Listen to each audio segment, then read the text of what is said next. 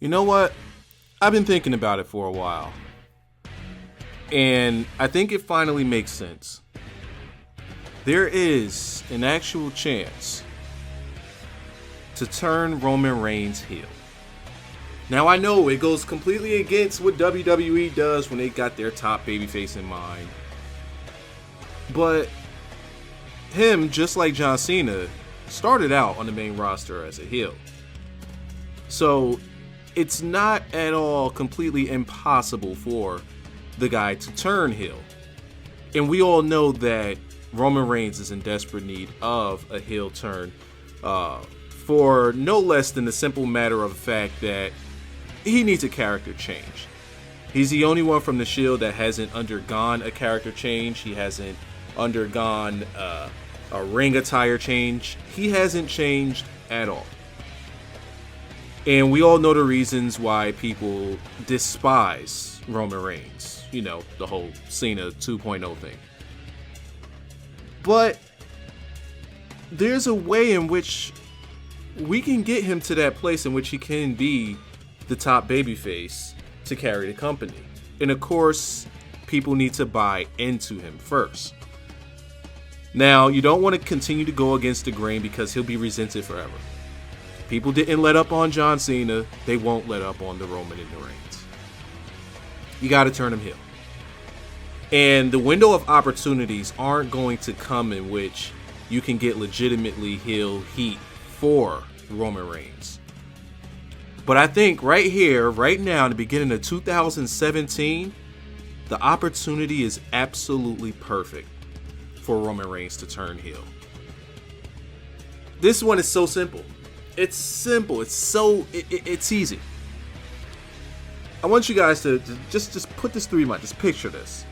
By the way, I'm Liza. If you're new here, I've been doing a lot of wrestling discussion topic videos lately. Should get a thumbs up for that, man. I'm off my lazy ass putting out videos, man. Putting in work. Drop a like on the video. Subscribe if you're new. And, hit the notification button. I need to know who's in the notification squad. All right, I'm out of here. Peace. Y'all have a good night. No. All right. Back to Roman Reigns. How do we turn this guy heel? How do we turn him heel where we could get legitimate heat from Roman Reigns? It's simple. It all takes place at the Royal Rumble. Roman Reigns is my pick to beat Kevin Owens. Roman Reigns is going to carry that title into WrestleMania. Whether he beats... No, he's definitely going to beat Kevin Owens. Like, this is the only way that this can happen, is he has to go into WrestleMania as champion. But why is the Royal Rumble so important? Well, there's a guy there who absolutely cannot lose in the Royal Rumble in order for Roman Reigns to turn heel and for it to work effectively. And that guy is The Undertaker. Now, I know some of you guys won't like an Undertaker versus Roman Reigns match. On paper, you guys probably won't like it because you guys feel like he can't carry a match. And that's fine. That's all well and dandy. Undertaker's matches aren't meant to be that way. They're not meant to be 5-star classics. They're not to, they're meant to be spectacles. They're meant to be, just showcase and entertainment. Various forms of entertainment, but entertainment nonetheless.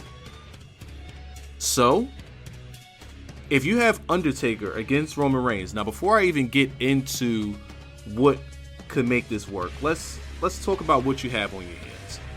You have Undertaker, who no matter what is going to go into WrestleMania as a babyface. There's no getting around it. No matter who he goes against, he will be the babyface. WrestleMania is his stage. Roman Reigns is already going in probably about 75% boos. And if you have a WrestleMania crowd, he's going in 95% boos. It's no getting around it. It's just going to happen. So, how do we make this work? You gotta have The Undertaker put on this match, and it has to main event WrestleMania. It has to not only main event WrestleMania, but it also has to.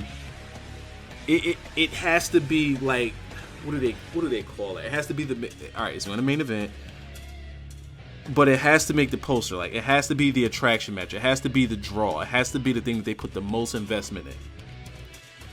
You can have Undertaker say, "Hey, if I don't win this match, if I don't win that title, my career is over. If I lose 2 matches at WrestleMania, my career is over. I've gotten myself here through the Royal Rumble. The time is now. This is my last shot to win that title." Undertaker has to be complete babyface, complete sympathetic babyface in which the crowd is completely behind him, because they have to buy into this retirement thing. Now, you have the retirement angle, and you also have the fact that Undertaker just flat out doesn't lose, minus Brock Lesnar, doesn't lose at WrestleMania. Now, the writing is going to be on the wall. It's going to be very obvious that if you have this stipulation, a retirement match for the title, it's obvious that the Roman and the Reigns could win. Or will win. But what you could do, if you're WWE, you start planting seeds on the internet of some sort of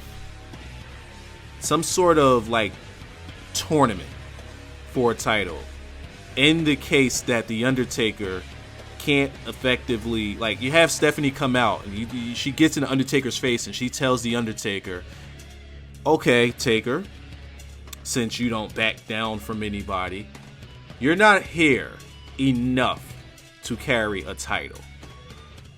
You have your shot at WrestleMania. This will be your last shot.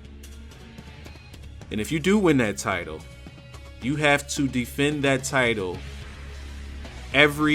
within every 30 days of a calendar date," or whatever the fuck they call it.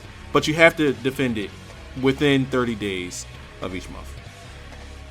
And if you don't, you will be stripped from that title, and we'll hold a tournament for the title, and we'll force you into retirement. So you got Stephanie getting the heat on the Undertaker. Complete sympathetic Undertaker feels here. And now you've kind of drawn that doubt a little bit, in which you start to get invested in a tournament, and you start to get invested in Stephanie screwing Undertaker, where you don't see that it's Roman, the guy who has to turn heel here. And what you do is quite simple. You have this match, and it goes status quo. It goes exactly as you expect it to go. And you have Roman win dirty. You have Roman win dirty. I don't know how, whatever way you want him to win dirty, it just has to be a little, not complete dirty, but just a little dirty. Just a little something, because he wants to hold on to his title. He wants to be one of the names etched in stone as one of the guys that's beaten the Undertaker. He has to be that guy. Oh, the guy. And now you have this thing where Taker, you know, he's not against beating somebody by any means necessary. See Brock Lesnar, see low blow. So he's not against it. So maybe that's how Roman went. That's not good enough. A little low blow. That's not good enough. But it has to be cheap. So Undertaker, he gets on the mic. He says, all right. You had a little cheap win there. Guess it's time for me to ride off into the sunset. You did it by any means necessary. And maybe that's what the WWE needs going forward into the future. So I'm going to tip my cap to you. You've gotten it done. And you've seen my last days as the Undertaker in this ring. He goes to lay his hat down. Yeah, he goes to lay something down. And Roman just blasts this guy. Because Taker's going to cut this promo, and the crowd is still going to be booing because of the Roman. And Taker just gets blasted by Roman with the title. Just complete heel mode on Taker. And I mean, he has to bloody Taker up. Because not only did he keep his title, not only did he retire the Undertaker, but now you're just adding injury to insult, and you're going to bloody the guy and make it so that he can't walk out of WrestleMania, his stage. And that's how that's how you could turn Roman heel. It makes the most sense in the world because he's the perfect opponent for Roman to turn heel with. Now, on the background, you also need Brock Lesnar. Brock Lesnar is necessary for this Roman Reigns heel turn, and here's why. Brock Lesnar has gotten built up ever since he was the guy that beat The Undertaker for a streak.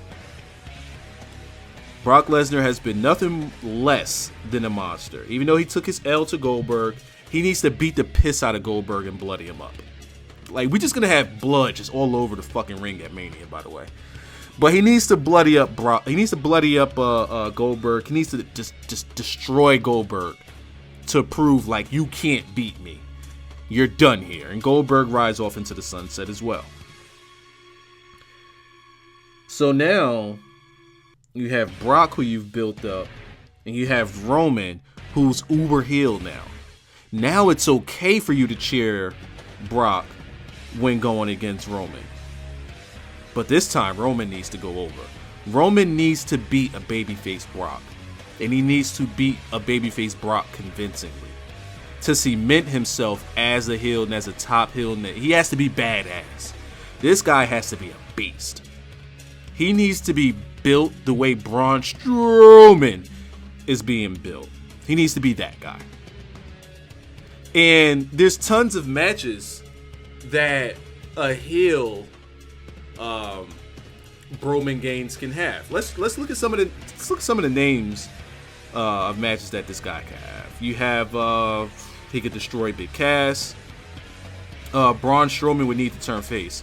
I think that Braun Strowman is a baby face in the making, especially with the way that he's booked. You got Brock Lesnar he could feud with. You got Cesaro that he can feud with. Jericho will be gone by that time, and we've seen enough of that shit. Finn Balor is going to be back. He could feud with him. Moving along, he could retire Mark Henry. He could beat up on some cruiserweights. He could destroy Sami and the Zayn. And then he could have that faded showdown with Seth Rollins.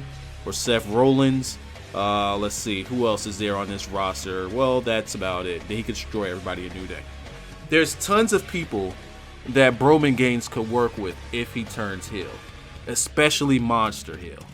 And then in the background, you could build up that baby face to take him down, or he could naturally turn babyface because maybe the crowd will start to like him if he's that dominant heel. Because it's 2017, and faces are heels, and heels are faces. Well, Vince doesn't understand that, though.